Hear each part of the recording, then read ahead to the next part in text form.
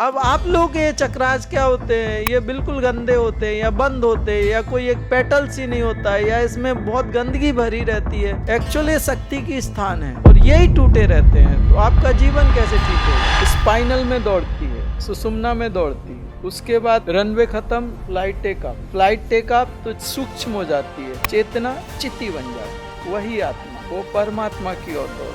तो कितने स्टेप्स आपको क्रॉस करने पड़ेंगे। व्यवस्थाएं बहुत ज्यादा विकृत होती जा रही हैं। इन विकृत व्यवस्थाओं में क्या हो रहा है कि शरीर बहुत खराब हो रहे हैं। बच्चों को कैंसर होने लगे, किडनी के केसेस, कैंसर के केसेस या दूसरे हार्ट और डाइजेशन के, ये तो कॉमन हो गया है। तो क्या हम समाज की सेवा कर सकते हैं थोड़ी? आप शरीर में रह के मन को कंट्रोल नहीं कर सकते, क्योंकि शरीर नीचे है और मन उसके 2 स्टेप ऊपर है।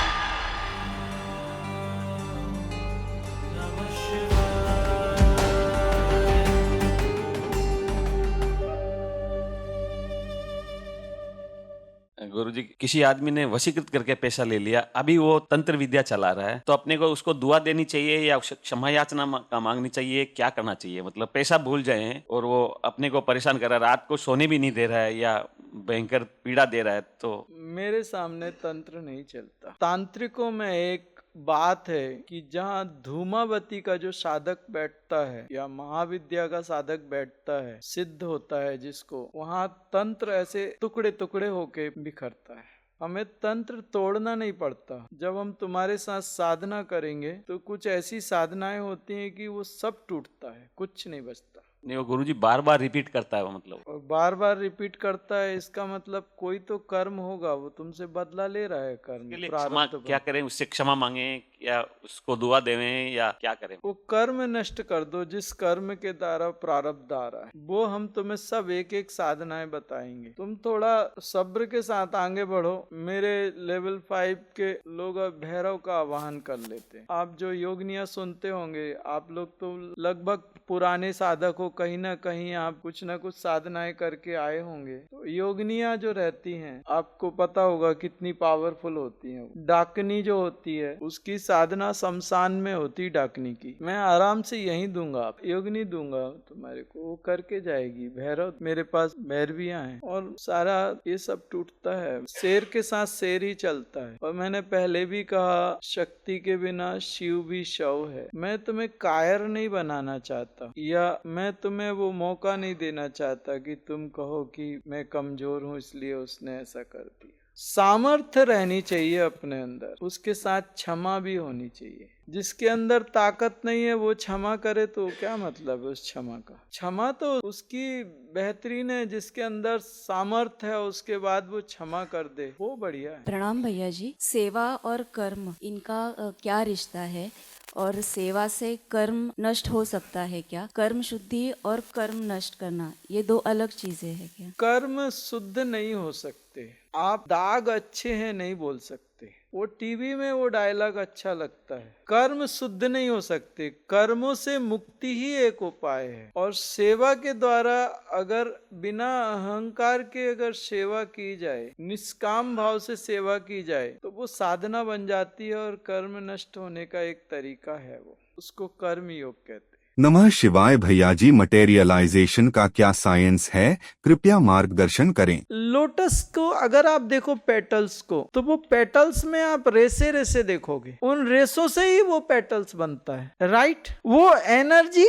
कई लोटस में जाके उसमें चेंजेस होते हैं, ट्रांसफॉर्मेशन होता है, और वही एनर्जी मीन्स विजिबल नहीं है, वो means neutron proton equal to electron, right? Electrons को अगर इकट्ठा कर दिया जाए तो सब एटम्स विजिबल नहीं है। सब एटम्स के बाद में एटम्स को अगर इकट्ठा कर दिया जाए तो सेल्स, अभी ये विजिबिलिटी की तरफ बढ़ने लगे। अब सेल्स को इकट्ठा कर दिया जाए, मल्टीप्लाइजेशन कर दिया जाए तो विजिबल हो गए। तो इसमें क्या हुआ, जो विजिबल है उसकी फ्रीक्वेंसी कम दिखेगा नहीं, और अगर उन्हीं को तुमने पास में कर दिया और फ्रीक्वेंसी थोड़ी कम कर दी तो वो दिखने लगेगा। सिर्फ उसकी एटॉमिक कॉन्फ़िगरेशन। अब आप सोना बनाते हो कि बोन्स बनाते हो कि मांस बनाते हो कि क्या करते हो, ये करते हो, एटम्स एक ही हैं, उसमें तुम एटॉमिक कॉन्फ़िगरेशन डाल दो तो अलग अलग चीजें बन जाएंगी। तो इसमें क्या होता है, ये जो पेटल्स होते हैं इनके डिफरेंट डिफरेंट सब्जेक्ट्स होते हैं, हर एक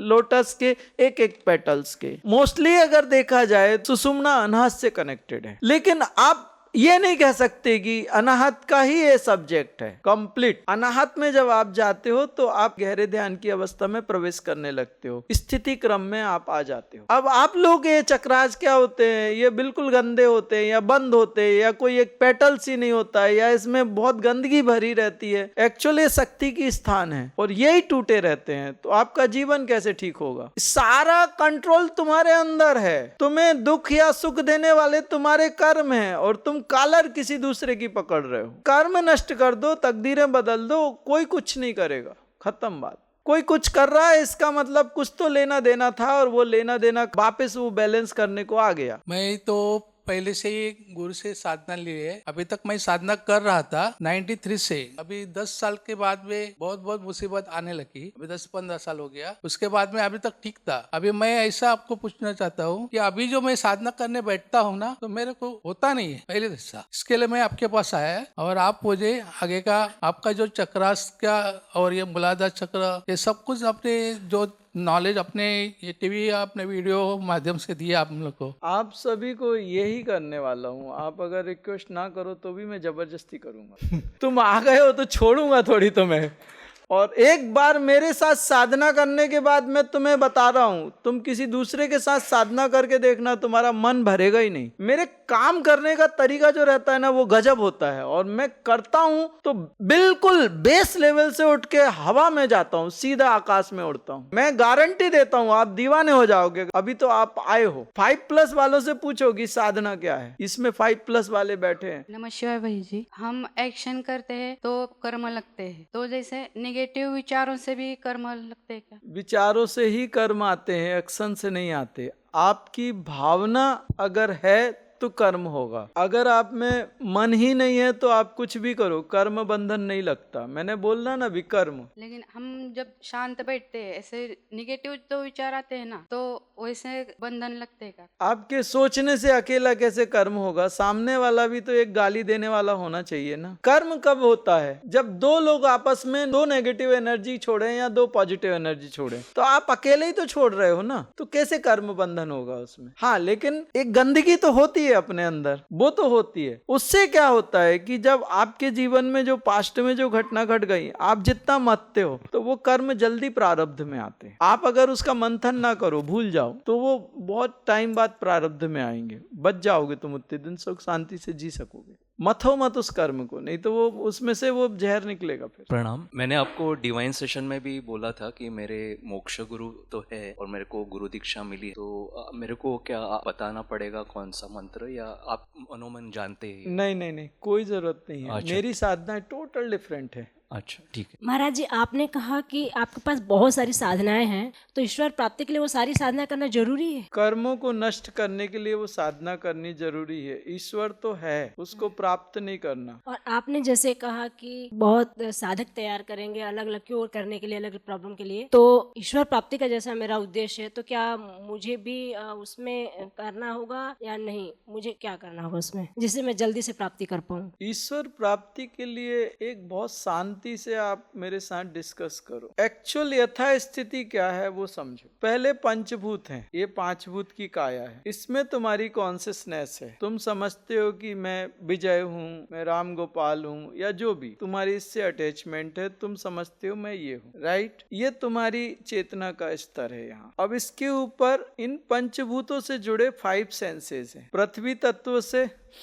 क्या अत्र है, ये जो नासिका घ्राण ये जुड़ा है। जल तत्व से क्या स्वादिष्ट भोजन है, पकोड़े शानदार थे। तो ये रसना, ये जल तत्व से। अग्नि तत्व से क्या सुंदर दृष्टि है, क्या दिख रहा है, सुंदर दृश्य है। तो ऐसे 5 भूतों के साथ 5 सेंसेस हैं, उनसे ही 5 सेंसेस हैं। ये सेकंड स्टेप। इसके ऊपर 5 जो सेंसेस हैं या इंद्रियां हैं, इसके ऊपर इसका राजा है इंद्र, उसको कहते हैं मन। इंद्रियों का राजा जो होता है, जिसको वो इंद्र कंट्रोल करता है, उसको कहते हैं मन। तीसरा स्टेप वो है। चौथा स्टेप है बुद्धि। 5वां स्टेप है अहंकार, कि मैं हूँ, मैं ये हूँ, मैं वो हूँ, एक्चुअल हो ही नहीं आप शून्य हो। आप कहते हो हूँ, कुछ नहीं हो, ये प्रकृति है, तुम नहीं हो, तुम शून्य हो, तुम हो ही नहीं। अहंकार, उसके ऊपर होता है चित्त, वही आत्मा है। यहाँ तक ऊपर उठती है तो चित्त है, इसके ऊपर पंख लगा के उड़ती है तो चिति है। यहाँ तक रनवे है, कार्ड में मूव होती है, यहाँ से वो रनवे खत्म हो जाता है, वो फ्लाइट उड़ जाती है तो चिति हो जाती है। इधर आके स्पाइनल में दौड़ती है, सुषुम्ना में दौड़ती है, उसके बाद रनवे खत्म,